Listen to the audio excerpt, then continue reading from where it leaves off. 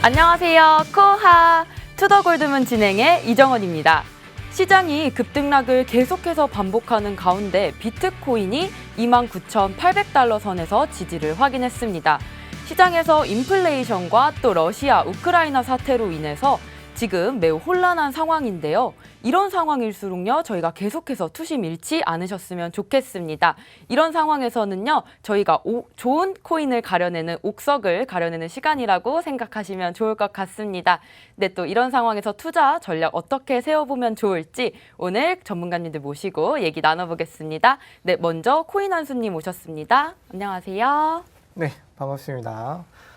네, 오랜만에 인사를 드리는 것 같아요. 코인한스 전문가입니다. 일단 여러분들한테 이런 말을 좀 말씀을 드리고 싶어요. 여러분들 정말 잘하고 계신다라는 말을 먼저 좀 해드리고 싶은데 그 이유가 무엇이냐면 지금 시장 좀 난이도가 많이 높은 시장이라고 좀 말씀을 드릴 수 있을 것 같아요. 왜 그러냐면 지금 날고 긴다 하는 그 전문가들도 그리고 투자의 기재들도 그다음에 많은 기관 투자자들이나 기관들도 그만큼 이 시장의 방향성을 제대로 예측하지 못하고 어떻게 갈지 정확히 예측을 하지 못하는 그만큼 좀 난이도가 높은 시장을 여러분들이 지금 헤쳐나가고 있다라는 말을 좀 말씀을 드리고 싶어요. 그만큼 하루에도 시장이 뭐 급등을 했다가 그 다음날 새벽에 급락을 하고 또 그거를 또 다시 회복을 하는 모습, 뭐 어마어마한 변동성을 보여주잖아요. 이 변동성이라는 것 자체가 저희들의 이 심리를 그다음에 우리가 생각하는 것들을 좀 감정을 갉아먹기 딱 좋은 작용이 되기도 하거든요. 그 부분들을 잘 버티고 계시는 거 그렇게 된다라면 여러분들 그만큼 실력을 쌓아갈 수 있고 그리고 이 어려운 시장 원래 난이도가 높으면 그걸 헤쳐나간다라는 뜻은 내가 앞으로 더 높은 혹은 더 쉬운 난이도가 나온다라면 쉽게 풀어갈 수 있는 기회들이 나온다. 그다음에 나의 실력이 올라간다. 이 내용들 좀 알아두시면 될 것 같아요. 그 부분 제가 세계 경제나 그다음에 코인 관련 내용들 정확하게 좋은 내용들 많이 전수해 드리도록 할 테니까 저희 투더 골드문과 함께 하시면 도움이 될 거다 말씀을 드리도록 하겠습니다. 네, 계속해서 어려운 시장이 일어나고 있는 상황인데요. 또 이런 상황일수록 저희가 실력을 쌓을 수 있는 시간이라고 생각하셨으면 좋겠습니다. 네, 다음 코인가드님 모셔볼게요. 안녕하세요. 네, 안녕하세요. 네, 반갑습니다. 어제 이어서 다시 또 인사를 드립니다. 코인가드 전문가입니다. 자, 우리가 시장이 5월 13일 이후로 계속 28K부터 이제 32K 박스권 횡보를 계속 보여주고 있는 상황인데 투자자분들 많이 지치고 힘들 거라고 좀 생각을 합니다. 자, 그래도 우리 비트코인 아직 젊은 자산입니다. 젊은 자산이고 상승을 좀 해가는 그런 구조이기 때문에 우리들 이런 방어적 자산이라고 생각하시면 되고 앞으로 있을 이제 상승장에 대비해서 우리들 열심히 공부하고 열심히 투자하는 그런 시간을 가지면 좋겠습니다. 자, 뒤에 준비한 여러 가지 좀 자료들이 많으니까 투더골드문 끝까지 시청하시면서 좋은 투자 인사이트 받아가셨으면 좋겠습니다. 네, 이런 하락장에서도 비트코인은 다음에 꾸준히 상승을 할 여력이 있기 때문에 지금 많이 배워가시는 걸로 하셨으면 좋겠습니다. 네, 오늘의 코인 소식 기사 헤드라인을 통해 알아보겠습니다. 같이 화면 보실게요. 네, 미국 상원에서 시장 친화적 암호화폐 규제안을 발의했습니다. 네, 다음 라이트코인이죠. 국내 5대 자산 거래소에서 상장 폐지가 되었습니다. 네, 미국 대형 헤지펀드 시타델에서 암호화폐 거래 플랫폼 준비되었고요. 업비트에서 지금 요즘 조사를 하고 있는 중인데 금융위에서 종합검사, 중대 위반 사실과 다르다는 입장 표명을 했습니다. 네, 이렇게 오늘 코인 소식 알아봤고요. 항상 시장에 이슈들과 호재들이 있는지 저희 투더골드문과 함께 하시면 좋을 것 같습니다. 다음 순서 바로 이어서 썰전 가도록 하겠습니다. 오늘 썰전의 주제는요, 바로 인플레이션 정점인가 아닌가에 대해서 알아보겠습니다. 네, 먼저 얘기 주실 전문가님.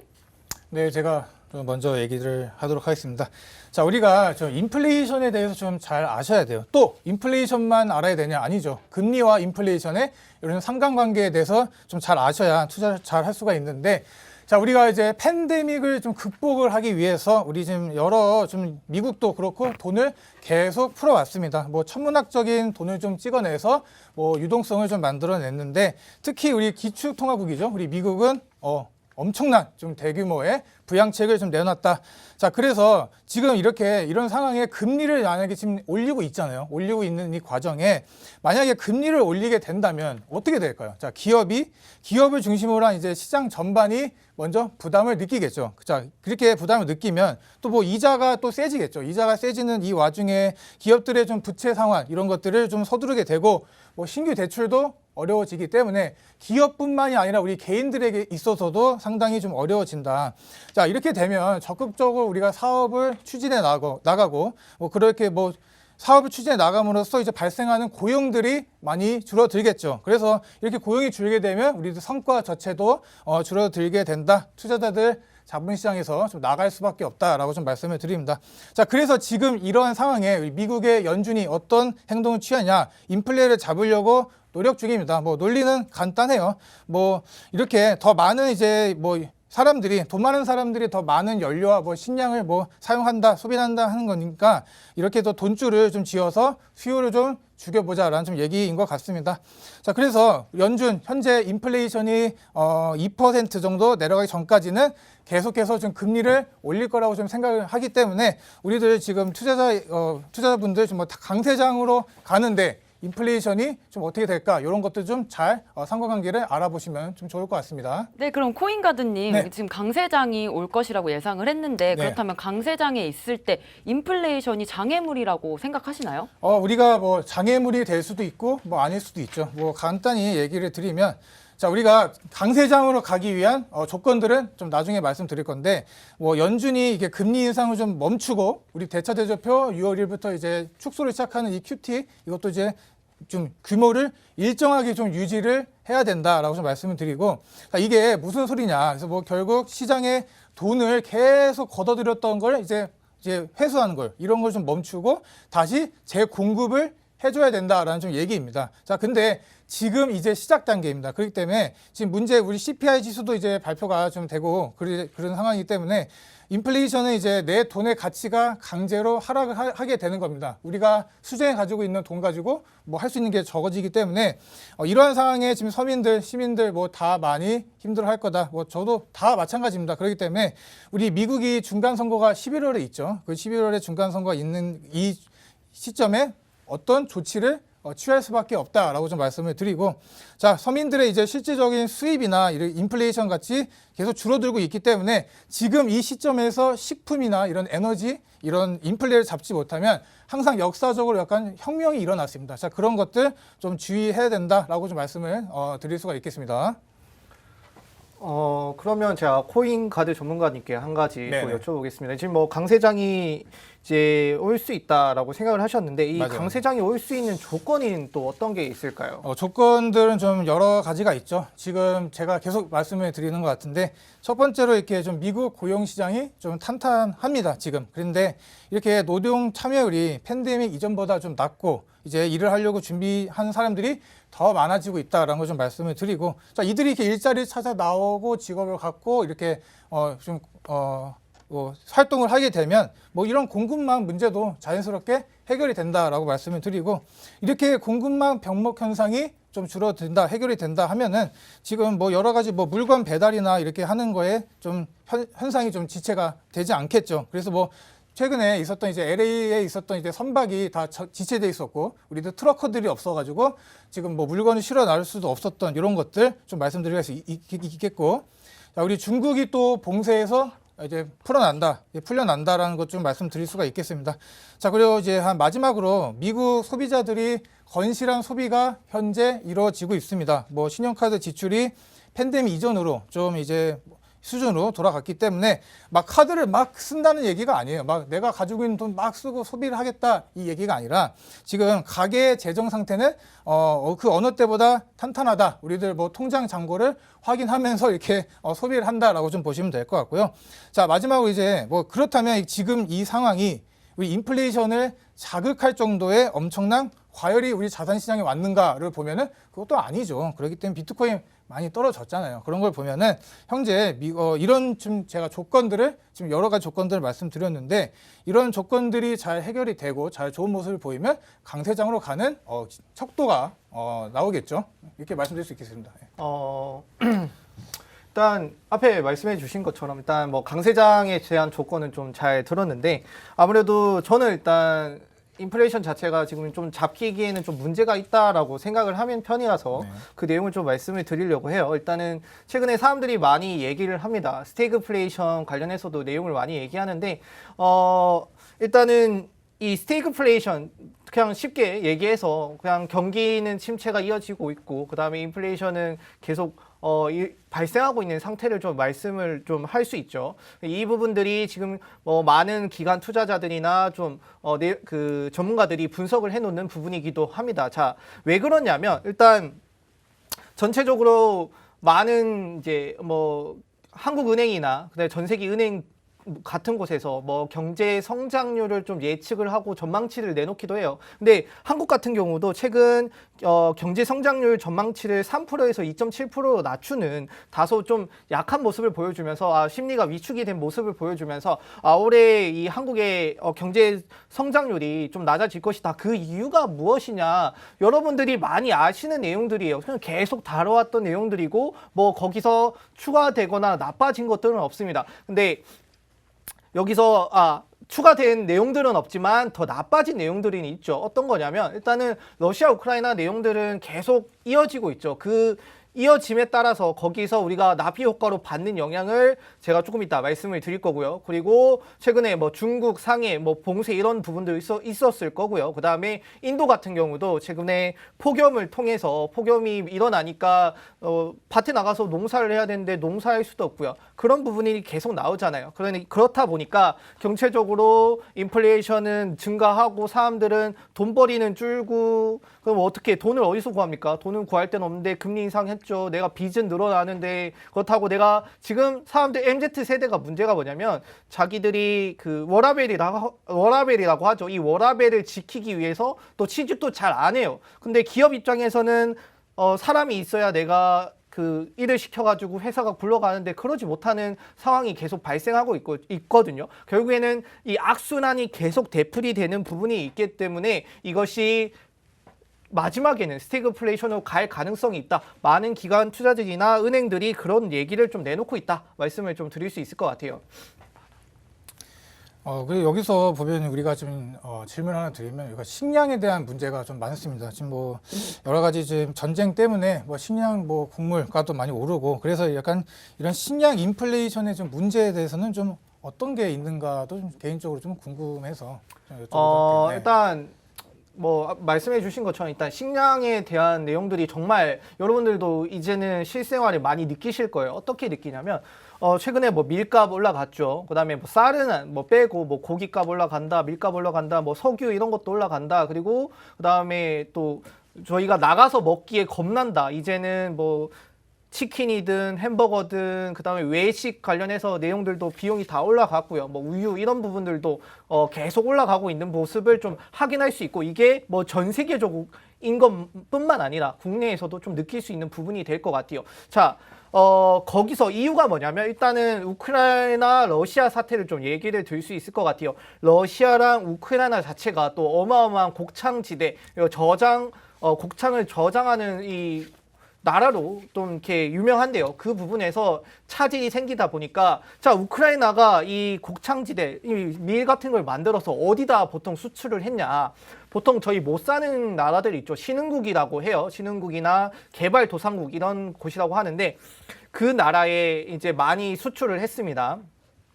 근데 그 수출을 받던 나라들이 우크라이나로부터 이걸 못 받으니까 배가 고파지죠. 그 다음에 그 안에서 자기들끼리 또 싸우게 되고 지금 정권이 뭐 나빠졌다. 너희들 정권 왜 그러냐. 우리 먹고 살아야 되는데 석유값은 올라가고 우리 뭐 월급이 늘어나는 것도 아니고 밀값 올라가고 우리 이렇게 돼선 장사도 못한다. 먹고 살 수도 없다. 이런 부분들이 계속 나오고 있는 것 같아요. 그래서 뭐 중국이나 미국 같은 곳에서도 계속 이렇게 밀을 수출을 하고 있는데 그것 갖고는 조금 택이 없는 부분이 나오고 있고 세계 2위 밀 생산 국가인 인도 같은 경우도 제가 아까 날씨 관련해서도 좀 말씀을 드렸던 것 같아요. 인도가 세계 2위 밀 생산량을 좀 담당하는 구간인데 최근에 인도 같은 경우는 폭염에 의해서 50도까지 올라가면서 사람들의 밀 생산량이 50% 정도 감소하는 모습을 확인할 수 있다라고 볼 수 있을 것 같아요. 그래서 인도 자체가 처음에는 너무나 우리 밀 많아, 너 많으니까 너희 불쌍한 나라들 내가 도와줄게. 그래서 누가 수출할게 했는데 그게 한 3주 지나서 폭염이 닥치니까 밀 생산량이 현저히 떨어졌죠. 그러니까 우리 수출 금지, 너희 줄 밀 없다. 우리 먹고 살기도 바쁘다라는 형태가 됐어요. 그래서 그렇다 보니까 다시 이 인도에 의해서 도움을 받던 밑에 아래 국가들 있죠. 뭐 이집트나 뭐 스리랑카 그런 이제 약간 사막 구간 이런 지역 있죠. 이 폭염에 의해서 계속 영향을 받고 있고 밀 수입도 안 되고 결국에는 석유값 올라가고 계속 나빠지는 현상이 발생하고 있다. 좀 말씀을 드릴 수 있을 것 같아요. 뭐 그 답변이 잘 들은 것 같고요. 뭐 지금 다시 한번 또 질문을 좀 드리면 지금 우크라이나랑 러시아가 전쟁 상태가 좀 소강 상태로 가고 있는 뭐 상태라고 좀 생각을 하는데 여기서 있어서 또 우리가 지금 어떻게 또 코인 시장이 좀 가게 될지 이런 것도 좀 인플레이션하고 해서 좀 엮어서 어떻게 좀 갈까 좀 여쭤보고 싶네요. 네. 일단은 자 우크라이나 러시아가 어느새 저희의 이 눈에서부터 좀 많이 멀어졌죠. 그렇다 보니까 사람들이 많이 좀 궁금해 안 하실 수도 있고 모르시는 부분이 있을 것 같아요. 일단은 러시아, 우크라이나 같은 경우는 계속 싸우고 있죠. 그리고 러시아 같은 경우는 지금 돈바스 지역이죠. 이 돈바스 지역의 한 90% 정도를 러시아가 차지했다라고 해요. 그만큼 우크라이나 기준, 우크라이나는 키예프 기준으로 왼쪽, 오른쪽은 나뉘는데 왼쪽은 친미, 오른쪽은 친러인데 친러 지방의 뭐 대부분들이 이제 러시아 쪽에 붙어 있다 보니까 좀 많이 좀 포섭이 됐고 넘어간 형태. 근데 여기에서 러시아가 여기에 더불어서 우크라이나가 밀을 생산을 해놨어요. 저장고에 저장을 해놨는데 이거를 이제 수출을 해야 되는데 수출 못하게 하고 있어요. 누가 못하게 하고 있냐면 러시아가 못하게 하고 있어요. 우크라이나 밑에 보면 흑해가 있습니다. 우크라이나 밑에 보면 흑해가 있는데 흑해에 이 지뢰를 깔아가지고 배가 지나가면 그 지뢰에 의해 터지게 만드는 결국에는 흑해 자체를 러시아 자체가 지금 다 봉쇄를 하고 막아 있는 상태다. 그럼 우크라이나 같은 경우는 결국엔 내륙으로만 지나가야 되는데 이 내륙을 통해서 밀을 옮기는 게 쉽지가 않겠죠. 그리고 결국엔 선박을 통해서 뭐 석유든 뭐 밀이든 이런 것들 많이 운반을 했었는데 결국엔 선박이 완전히 무너진 상태다. 결국엔 우크라이나를 통해서 이 밀적이나 이 식량 그러니까 에코 인플레이션이라고 해요.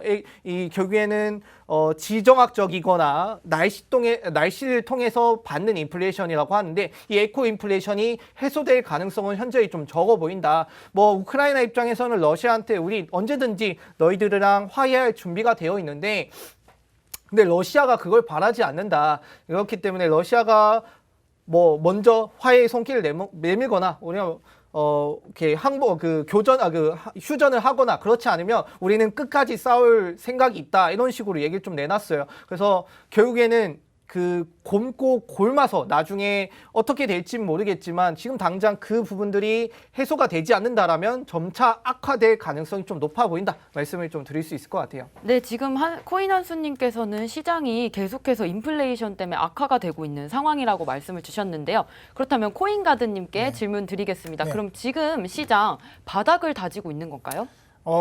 좀 예민한 질문인 것 같습니다. 근데 지금 우리가 어떻게 보면 암호화폐 시장이 유일하게 좀 남은 자유시장 중 하나다라고 좀 말씀드릴 수가 있을 것 같아요. 자, 어떻게 보면 지금 루나 얘기 계속 지겹다 하는 거 싫어할 수도 있는데, 자, 우리가 어떻게 보면 이 루나 사태가 코인 시장에 바닥을 좀 다지게 되는 좀 계기가 될 수도 있겠다라고 저 개인적으로 좀 생각을 합니다. 자, 왜냐하면 자, 어떻게 보면 이렇게 루나 사태로 인해서 이렇게 천천히 일어났어야 하는 그 일들이 뭐 수일 만에 빠르고 아주 강력하게 좀 일어났다라고 좀 볼 수가 있겠습니다. 자, 그래서 지금 우리 이 크립토 시장이 주식과는 다르게 이 구제 금융의 이제 법적인 보호를 받지 못하기 때문에 어떻게 보면 투자자들의 좀 상처가 더 컸다라고 좀 말씀을 드릴 수 있겠고, 자, 지금 우리가 이렇게 계속되는 이 주식시장, 코인시장 뭐 커플링 계속 오고 있었죠. 근데 빨리 디커플링이 좀 생겨라라고 이렇게 사람들이 바라고 있었는데, 자, 최근에 저 무빙을 보면은 이렇게 좀 조금 더 암호화폐와 주식시장이 디커플링이 좀 진행이 더 되고 있다는 것도 주목할 필요가 있겠죠. 그래서 뭐 비트코인과 뭐 나스닥이 뭐 10일, 뭐 30일, 90일 이렇게 상관관계를 이렇게 지나간 차트를 이렇게 보게 되면은 점차 줄어들고 있는 모습을 찾을 수 있다라고 말씀드리고, 사실 코인 시장은 그들만의 리그로 조금씩 움직여 가고 있습니다. 그래서 자, 제가 지금 이제 말씀드린 이 현재 지금 시즌 종료가 아니다라고 말씀드리는 이유는 우리 비트와 이더가 아직도 이게 강세장으로 가고 있다는 그걸 판단을 해본다면, 자, 특정 사이클의 바닥, 우리가 전 반감기의 고점이죠. 그 고점보다 지금 현재 위에서 놀고 있습니다. 그거를 잘 보셔야 돼요. 그래서 무조건 높아야 우리가 약세장으로 가지 않는다라고 좀 판단을 하는데, 현재 잘 버텨준다. 그래서 뭐 내려갈 거다라고 지금 하기보다는 그래도 잘 지켜주는 모습, 단기적으로 좀 행보장으로 많은 사람들이 좀 힘들어하고 있긴 있어요. 그래도 뭐 괜찮다라고 좀 말씀드릴 수가 있겠습니다. 그래서 지금 최고 수준을 좀 기록하고 있습니다. 인플레이션 같은 경우는 뭐 당분간 계속 높은 수준을 유지할 수밖에 없다라고 좀 말씀을 드리는데, 그래서 네, 지금 계속해서 코인가드님께서 네. 말씀해 주신 게 이제 시즌 종료를 얘기해 주셨잖아요. 맞아요. 근데 네. 저는 이 부분을 코인한스님한테 묻고 싶어요. 이게 지금 시즌 종료가 되고 있는지, 아니면 이게 반감기가 이제 다시 끝났다, 다음 반감기를 기다려야 된다, 이렇게 생각하시는 투자자분들도 많거든요. 참 이걸 좀 이렇게 말씀을 드리는 게, 시즌 종료를 누가 만들었는지 좀 모르겠어요. 사실 시즌 종료가 왜 있는 거죠? 네. 저희 뭐 이렇게 여름, 봄, 여름, 가을, 겨울도 있는 것이 아닌데 시즌 종료가 왜 있는지 참 애초에 저는 그 말부터가 좀 마음에 안 들더라고요. 솔직히 말하면 사람들이 이제 뭐 시즌 종료다, 뭐 하락할 거다 하는데, 사실 저희가 올랐으면 떨어짐이 있는 게 당연한 거 아닌가요?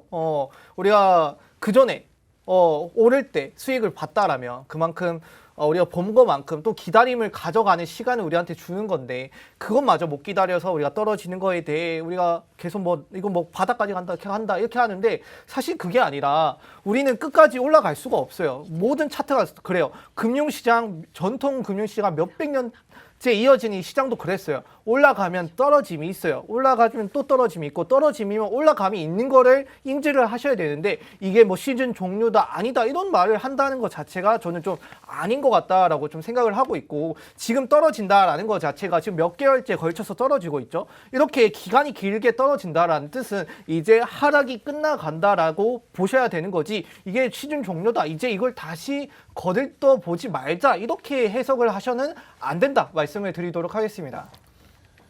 저와 이제 또 말씀드리고 싶은 게 있습니다. 지금 계속 이렇게 막 서로 막 말하려고 막 지금 이렇게 꼬이고 있는 것 같아요. 정말 재밌는 상황인데, 자, 제가 이러한 인플레이션 심각인 상태에서도 우리가 비트코인을 왜 투자처로 좀 해야 되냐라고 좀 이거에 대해서 좀 말씀드리도록 할게요. 자, 우리 기존 화폐의 최대 약점이 뭐죠? 인플레이션입니다. 왜냐하면 우리 법정 통화는 이제 갈수록 발행량이 늘어날 수밖에 없어요. 계속 달러를 찍어낼 수밖에 없는데, 우리들 비트코인 2,100만 개로 수량이 정해져 있죠. 그렇기 때문에 우리가 화폐의 가치가 떨어지는 만큼 현재 물가는 오르고 있습니다. 그래서 미국의 뭐 금융기관 이런 데도 지금 비트코인을 투자처로 선택한 이유를 좀 자세히 보면, 우리가 왜 그런가, 뭐 손실을 좀 최소화하기 위해서겠죠. 그런 것들을 보면은 우리가 미래가 좀 밝다라고 얘기할 수가 있겠고, 네, 자, 그리고 이런 인플레이션, 저희가 시장 속에서도 또 비트코인을 투자처로 생각하는 이유가 있을 것 같아요. 그렇죠. 네. 뭐 지금 계속 말씀드리고 있는데, 우리 뭐 예금과 뭐 채권 시장들도 말씀드리면 이자율이 계속 높아지고 있습니다. 그렇기 때문에 뭐 투자하기 좋은 환경이다라고 말씀드릴 수 있겠는데, 자, 그래서 지금 우리가 테이퍼링과 금리 인상은 어떻게 보면 경기가 쭉 좀 회복이 된다라고 말씀을 드리는데, 뭐 전쟁 이런 게 다 해결이 돼야죠. 근데 최근에 좀 나무화폐 시장, 우리 나스닥 성장주와 같이 좀 비슷하게 좀 흘러가는 모습을 보였는데, 이는 좀 암호화폐가 전통 자산군과 조금 동등한 입지로 가는 좀 과정이다라고 생각하시면 될 것 같고요. 자, 우리가 비트코인 중국의 공격에도 살아남았습니다. 우리 중국이 채굴을 거의 75%로 채굴 강국이었는데, 이게 이제 미국으로 좀 넘어갔죠. 그래서 뭐 많이 줄었지만 그래도 지금 다시 채굴을 요즘 하는 그런 모습을 보입니다. 자, 그래서 중국의 공격에도 살아남았고, 중국은 이제 미국이 중국처럼 뭐 금지하지 않겠다라고 말을 하고 있죠. 뭐 또 이제 선물 기반 비트코인 ETF도 허용이 된 상태입니다. 자, 그래서 비트코인 지금 살아남아서 제도권으로 지금 진입하고 있는 단계다라고 보시면 되고요.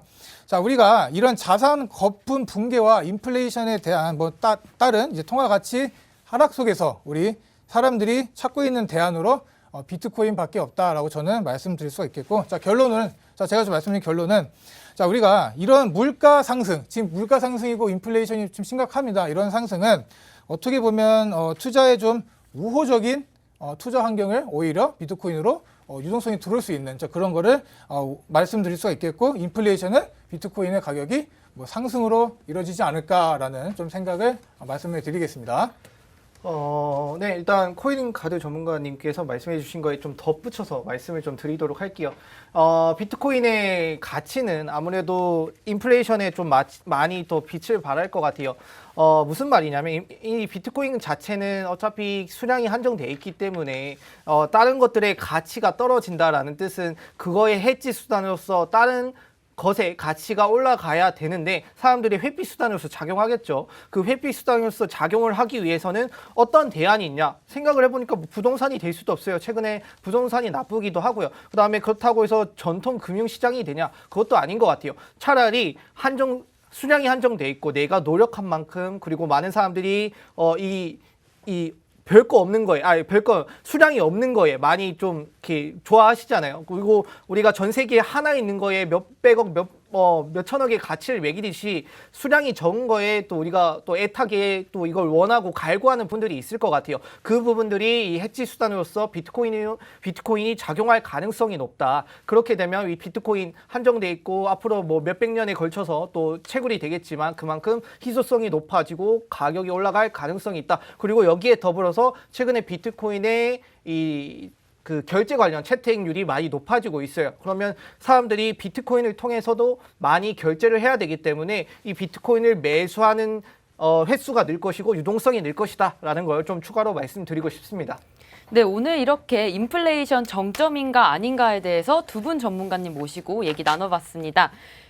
두 분의 얘기 지금 종합해 보자면 물가 상승이 어쨌든 오는 건 맞지만 비트코인의 유동성이 올라가고 또 해지 수단으로서 이용 가능할 가능성이 높다고 하셨습니다. 또 결제 코인으로서 또 이용이 가능하다고 하니까요. 비트코인의 상승장을 계속해서 저희가 예측을 해보고 있습니다.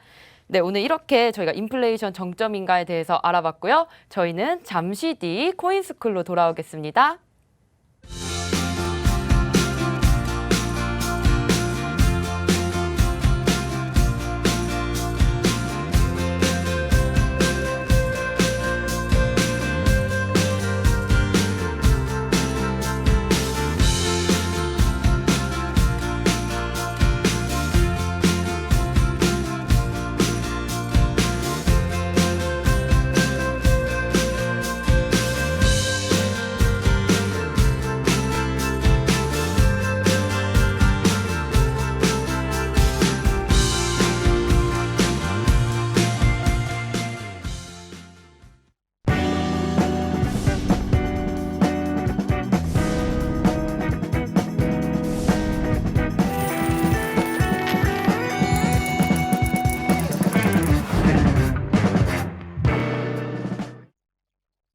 네, 2부 코인스쿨 시작입니다.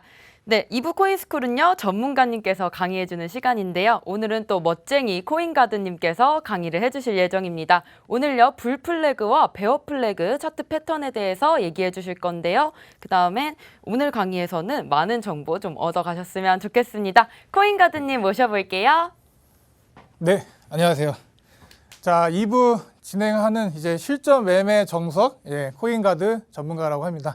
자, 우리가 차트 매매를 좀 보면은 항상 우리가 이제 과거 차트를 좀 데이터로 이제 우리가 미래의 좀 패턴을 좀 예측을 하는, 자, 그런 식으로 이제 투자를 하시면 우리가 좀 더 높은 상승 잘 잡아가실 수 있다라고 좀 생각이 들기 때문에 이런 차트 패턴 있죠? 이런 이제 실전 매매에 있어서의 좀 차트 이런 거 좀 공부를 많이 하셔야 되고, 물론 좀 지루할 수가 있어요. 지루할 수가 있는데 그래도 우리가 이런 차트를 공부해 봄으로써 우리가 좀 거시적인 경제와 같이 차트를 좀 잘 보면 좋지 않을까 생각해서 오늘 제가 이제 강의를 좀 하도록 할게요.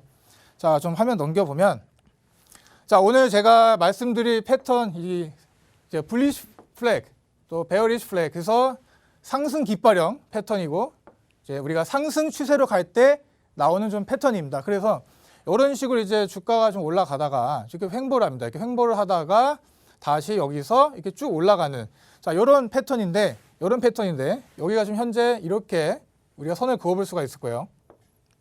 자, 그래서 이런 좀 패턴을 좀 보인다. 그래서 어떻게 보면 모양이 좀 깃발 모양 같죠? 이런 식으로. 예, 우리가 이제 깃발을 이렇게 들면은 이제 상승을 한다는 생각을 해보고 깃발이 딱 들어요. 들면 이제 막 바람에 흔들리겠죠. 이런 것들을 좀 우리가 이제 뭐 시장의 악재나 이렇게 그런 좀 풍파라고 생각을 하시고 그러면 좀 이해하기가 쉬우실 거예요. 그래서 막 이렇게 횡보장을 하다가 이 고점을 좀 뚫면 이거 상승한다. 이런 것도 제가 이따 다 알려드릴 거고. 자, 우리가 하락 깃발형 패턴은 이거에 좀 반대되는 패턴입니다. 똑같아요. 이렇게 내려가다가 쭉 이제 급 하락이 와요. 급 하락이 오면 좀 당황하겠죠, 사람들이. 그래서 이렇게 또 횡보를 합니다. 횡보를 하다가 쭉 내려가는. 그래서 이렇게 선을 두 개를 그어보면 우리가 이렇게 좀 약간 깃발을 좀 거꾸로 해놓다 이렇게 좀 보시면 될 것 같고. 자, 뭐 다음으로 한번 넘어가 볼게요. 네, 한번 지우고. 자, 그래서 이렇게 다음으로 넘어가 보면은 자, 이렇게 생겼습니다. 지금 이거를 상승 깃발형 패턴이라고 하는데, 자, 우리가 매수 매도를 할 때 있어서 자, 물론 여기서 사면 얼마나 좋아요, 그렇죠? 정말 좋을 겁니다. 왜냐하면 이의 상승분을 다 먹을 수가 있다라고 좀 말씀을 드리는데, 자, 일반적으로 매수 매도를 할 때 우리가 이 상승분을 미리 예측을 하고 들어가서 매수 매도를 하기에는 상당히 쉽지가 않다. 왜냐하면 자, 이걸 예측하기에는 거의 아무도 못해요. 예측은 이제 힘들기 때문에 자, 우리가 이런 패턴이 나왔을 때 어떻게 매수 매도를 할까? 자, 그런 것들을 좀 잘 보시면 될 것 같아요. 자, 그래서 좀 지워보고 다시 일단은 이렇게 올라왔어요.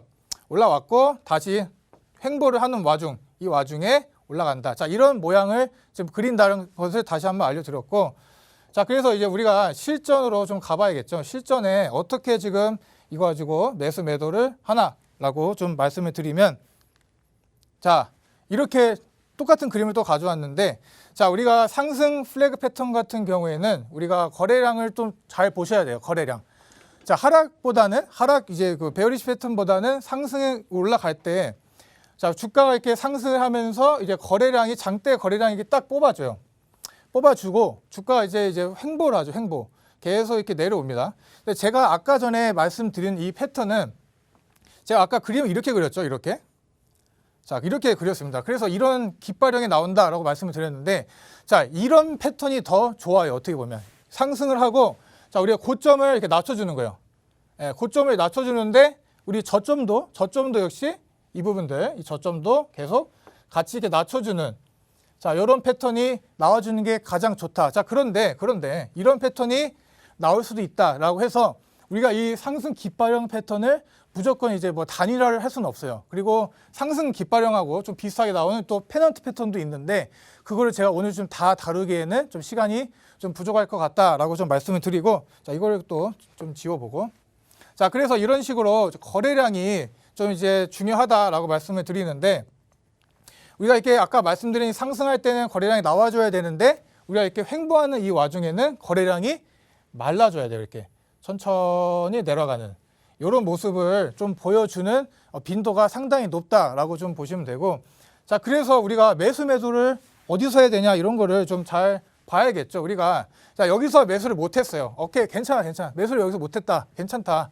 근데 이제 내려오는 와중에 이 추세선, 이 위에 있는 이 선을 이제 돌파하고 올라갈 때 그때 또 매수를 하게 되면은 우리가 돌파 매수라고 하죠. 뭐 골든 콜스가 나와서 이렇게 돌파를 매수하는 이런 관점으로 보시게 되면 여기서 좀 수익이 날 가능성이 상당히 높습니다. 그렇기 때문에 이따가 제가 또 패턴을 다 보여드릴 거고, 그래서 지금 그래서 손절은 어디서 해야 되냐 또 이렇게 물어보실 수가 있겠죠. 그래서 하락 추세선, 하락으로 이렇게 내려오고 있습니다. 하락으로 내려오고 있는데, 자, 이 부분을 이렇게 쭉 이탈을 해버려요. 이탈을 해버리면 그때 여기서 빨리 정리를 해야 된다. 손절을 하는 거를 우리가 좀 두려워하면 안 된다라고 좀 말씀을 드립니다.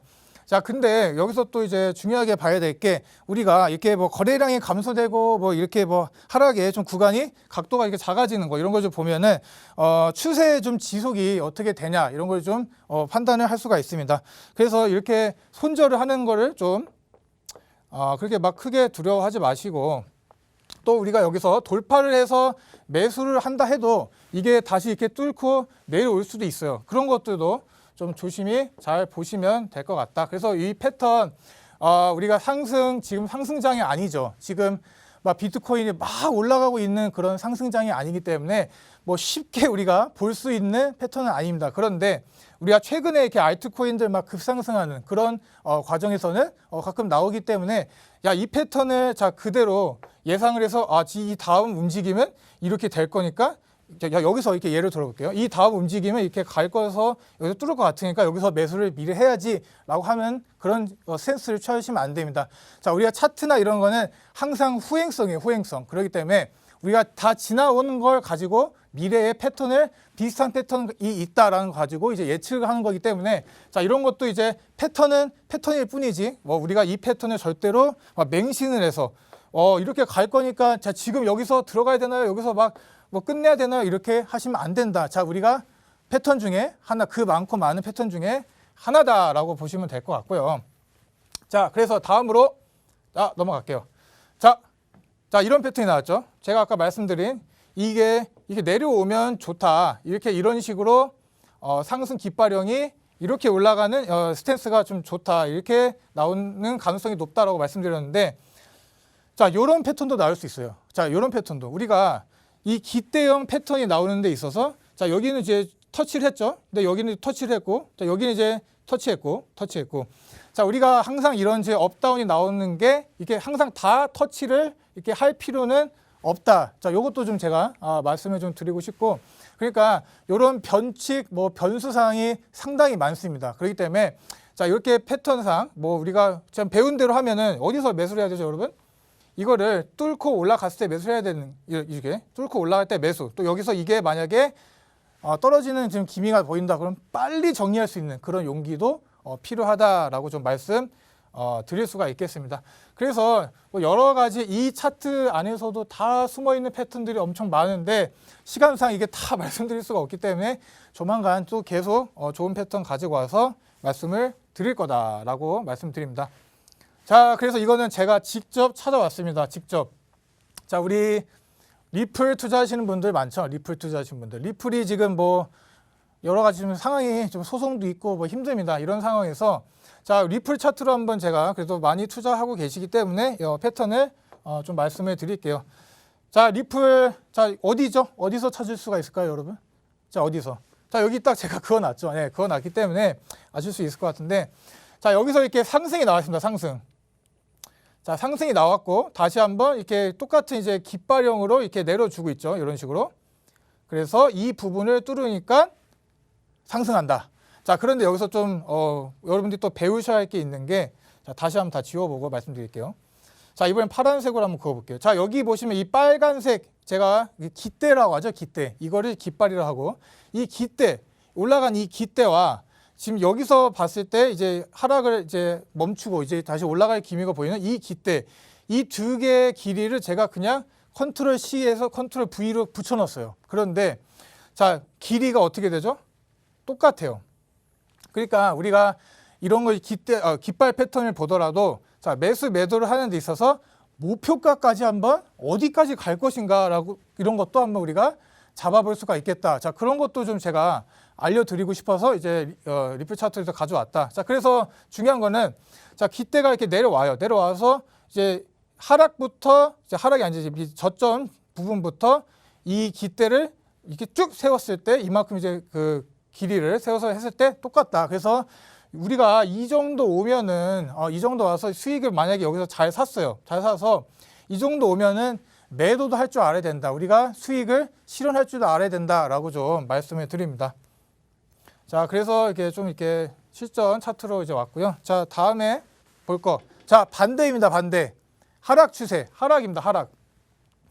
자, 우리가 상승은 불이라고 하죠. 불, 황소를 말하고 배울. 이제 우리가 이제 곰을 말하는데, 자, 우리가 왜 이제 하락을 이제 곰이라고 하는지 모르겠어요. 제가 곰을 너무 좋아해서 그런지는 몰라도, 하여튼 이제 똑같은 패턴입니다. 거꾸로 한 거예요. 거꾸로.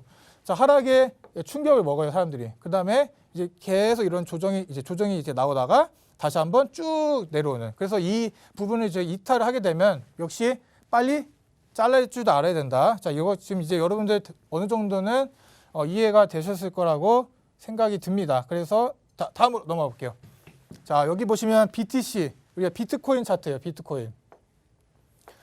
자, 비트코인 차트인데 이게 1시간 봉입니다. 1시간. 네, 1시간 봉이고, 그러니까 이런 패턴들을 볼 때 1시간 봉을 보든지 뭐 일봉을 보든지 뭐 월봉을 보든지 다 상관없어요. 이런 패턴들을 한번 잘 보시는 거. 자, 그래서 시작할게요. 여기서 쭉 하락이 한번 나왔죠. 하락이 나오고 다시 한번 이런 식으로 모양을 그려주고 또 여기서 이걸 뚫게 되니까 하락. 이런 식으로 이런 진짜 조심하셔야 될 패턴 중에 하나다. 한번 제대로 걸리게 되면 자, 뭐 빠져나올 수가 없어요. 자, 여기서 만약에 매수를 했다 치면은 빠져나올 수 있는 부분이 없잖아요. 그러니까 어떻게 이 빠져나오는 전략을 하면 말씀드리냐면 하락이 하면 자, 우리가 하락을 하면 어쨌든 좀 기술적 반등이라는 게 좀 나오잖아요. 자, 그럴 때 기술적 반등이 나왔을 때 이렇게 매도를 한다. 좀 그런 거에 좀 초점을 맞추시면 될 것 같아요. 그래서 하락이 나왔죠. 그래서 조정이 나왔습니다. 근데 내려왔어. 근데 여기서 매도를 하셨어야 되는 거예요. 우리가 좀 손절을 하더라도 만약에 여기서 샀다면 이런 식으로 좀 우리가 좀 차트를 보면서 앞으로 이게 이렇게 갈 수도 있겠다라는 좀 그런 좀 우리가 생각을 해보면 좋지 않을까라고 해서 자, 1시간 봉을 좀 가져왔고요. 자, 다음은 자 이거는 자, 이거 차트 지금 모르시면 안 돼요. 투자하시는 분들. 자, 뭐죠 이게? 비트코인 차트는 맞는데 뭐죠 여기? 일봉입니다. 일봉. 비트코인 차트 일봉 이렇게 지금 진행이 되고 있어요. 지금 봐봐요. 크게 볼 수도 있다라는 걸 말씀드리는 거예요. 하락이 나오고 이렇게 깃발을 만들어주고 그다음에 또 하락 여기 깨니까 또 하락이 나왔잖아요. 이런 식으로. 자, 패턴이 100% 맞는다라고 말을 할 수는 없어요. 그러나 자, 이런 식으로 좀 우리가 패턴에 있어서 이렇게 좀 요렇게 좀 이렇게 저항선이 있고 이렇게 지지선이 있고 이 지지선을 깼을 때 내려간다. 그래서 패턴을 그어보니 베어리시 패턴이었다. 우리 하락 깃발형 패턴이었다. 요렇게 한번 우리가 다뤄볼 수도 있겠다. 그래서 이거를 미리 예상하신 분들은 여기서 우리가 정리를 했겠죠. 그렇죠. 그런 것도 좀 알아보시는 게 좋지 않을까라고 좀 생각이 듭니다. 자, 우리가 이런 패턴들 좀 이제 알아보고 이제 했는데, 자, 여기서 또 우리가 투자자들의 자, 차트는 심리예요, 심리. 우리 이 차트 하나하나에 우리 인간들의 마음들이 다 들어가 있어요. 무슨 말인가 하겠는데, 자, 우리가 이렇게 고점에서 이렇게 하락이 나오잖아요. 이렇게 하락이 나와요. 그러면 투자자들이 이런 생각을 해요. 저점이네?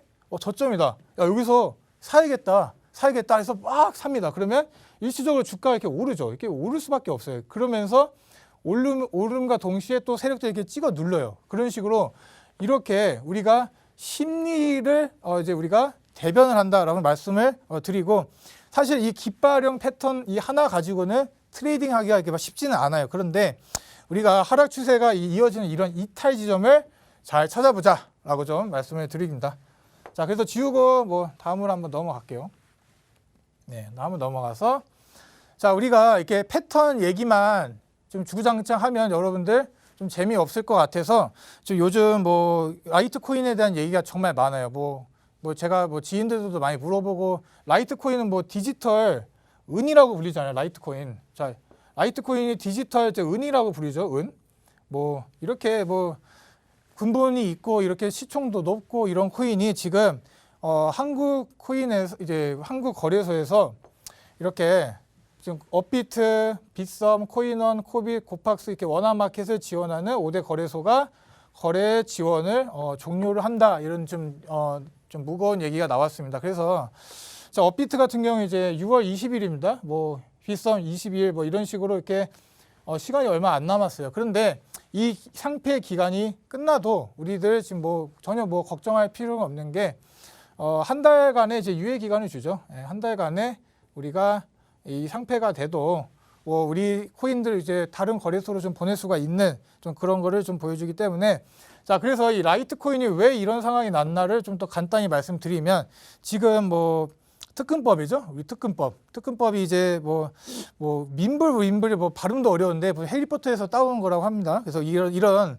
업데이트를 했는데, 이런 상황이 지금 익명성이 보장되는 글씨를 잘못 썼네요. 익명성을 좀 강조를 하는 업데이트를 한 것 같아요. 그래서 익명성. 자, 이런 거 지금 상당히 우리 대한민국 사회에서 지금 상당히 예민하다라고 좀 말씀을 드릴 수가 있습니다. 왜냐하면 자, 우리가 좀 무거운 얘기예요. 최근은 아니죠. 뭐 N번방 사건 있잖아요.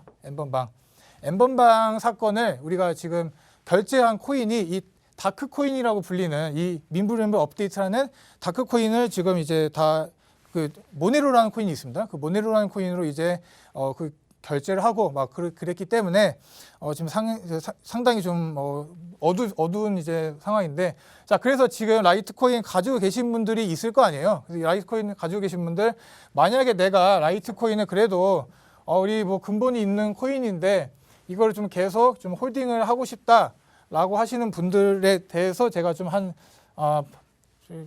뭐 대응책을 좀 가져왔는데 그걸 좀 말씀드릴게요. 첫 번째는 일단은 정리를 해야 돼요. 정리. 자, 지금 일봉 차트인데 지금 보면 너네들 내가 빨리 정리할 기회를 주겠다, 이렇게 해서 한번 상패빔을 한 3번 정도 줬던 것 같아요. 자, 근데 보통 상패빔이 나오면 엄청난 이제 막 상승이 나와야 되는데 그렇지가 못했죠. 지금 뭐 시총도 크고 그래서 그런 것 같습니다.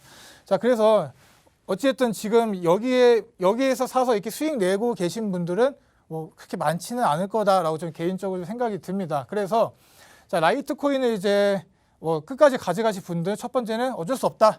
우리가 거래소로 뭐 보내고 그런 방법도 있지만 지금 뭐 정리를 할 수밖에 없다 말씀드리고, 자, 두 번째로 말씀드릴 거는 자, 우리가 해외 거래소들에 보내면 돼요. 해외 거래소로. 자, 우리가 해외 거래소들 라이트코인이 이제 상장이 돼 있는 거래소들이 상당히 많습니다. 상당히 많기 때문에 뭐 국내에서 이렇게 좀 뭐 힘들다, 뭐 그런 상황이 있다 해서 걱정할 필요가 없다. 자, 그리고 지금 국내의 이 차트는 이래요. 업비트 차트는 이런데, 자, 우리가 이제 뭐 해외 차트를 보면 전혀 뭐 미동이 없어요. 뭐 미동이 없고 뭐 무슨 일 있었나 막 이렇게 하는 조용한 그런 차트이기 때문에 해외 거래소로 보내셔라. 뭐 어쩔 수 없다. 그런데 뭐 수수료 이런 거는 감당을 수까지만 쓸게요. 감당을 하셔야 된다라고 하고, 세 번째는 이제 탈중앙 거래소로 보내는 거죠. 탈중앙화 거래소로 보내서 우리가 좀 뭐 코인 같은 걸 이제 수합을 해서 코인을 좀 변경하고 좀 이런 3가지 방법이 있습니다. 이게 어쩔 수 없어요. 제가 뭐 엄청난 뭐 방법을 들고 온 건 아니지만, 자, 지금 라이트코인 뭐 들고 가실 분들은 이 셋 중에 하나를 좀 하시면 된다라고 말씀을 드리고, 자, 이렇게 지금 한국이 좀 예민해요. 이렇게 좀 뭐 다크 코인들은 다 없어졌어요. 없어졌기 때문에 지금 상당히 예민한 상태고, 그렇다고 해서 우리가 이렇게 막 너무 이렇게 막 힘들어 하지는 말자라고 좀 말씀을 드릴 수가 있는 게, 지금 이렇게 투자를 하면서 이런 패턴들 앞으로도 저희가 계속 이런 패턴들 가져올 거고, 그에 대해서 좀 준비를 많이 하고 있고, 그러니까 여러분들 지금 제가 실전 매매법 앞으로는 우리가 차트가 앞에 뒤에 없는 것도 좀 가져와서 이런 것들을 좀 이렇게 매매를 잘 해볼 수 있는 그런 것도 좀 알려드리도록 할게요.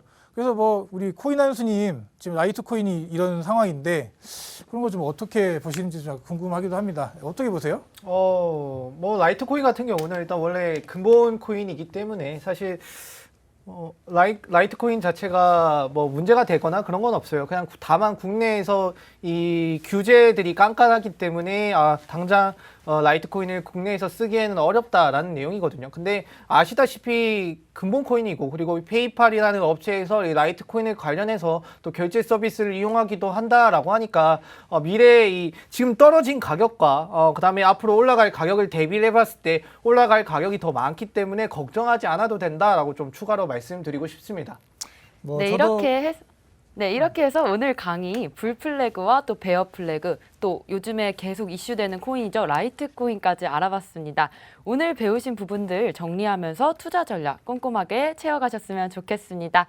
좀 더 자세한 매매 방법과 차트 분석 저희가 오후 1시 반부터 이어가겠습니다. 오후 1시 반부터 무료 방송으로 진행하고요. 함께 하실 수 있는 방법 안내해 드리겠습니다. 네, 먼저 컴퓨터로 들어오실 분들은 팍스경제TV 홈페이지에 들어오셔서 좌측 하단 보시면 투더골드문 배너가 있습니다. 배너 클릭하시면요. 바로 전문가님들의 실시간 무료 방송을 함께 하실 수가 있고요. 또 핸드폰으로 함께 하고 싶다라고 하시는 분들은 녹색 창에 투더 골드문 검색하시면 또 상단 링크 통해서 참여하실 수가 있습니다. 네, 잠시 뒤 오후 1시 반부터 저희 무료 방송 진행하고 있으니까요. 많이 참여해 주시면 좋겠습니다. 저희가 준비한 소식은 오늘 여기까지입니다. 본 방송에서 제공하는 투자 정보는 투자 판단의 참고 자료일 뿐이며 특정 자산 가치의 상승과 하락을 보장하지 않는다는 점 유의해 주시길 바라겠습니다. 저희는 다음 이 시간에 오겠습니다. 시청자 여러분 고맙습니다.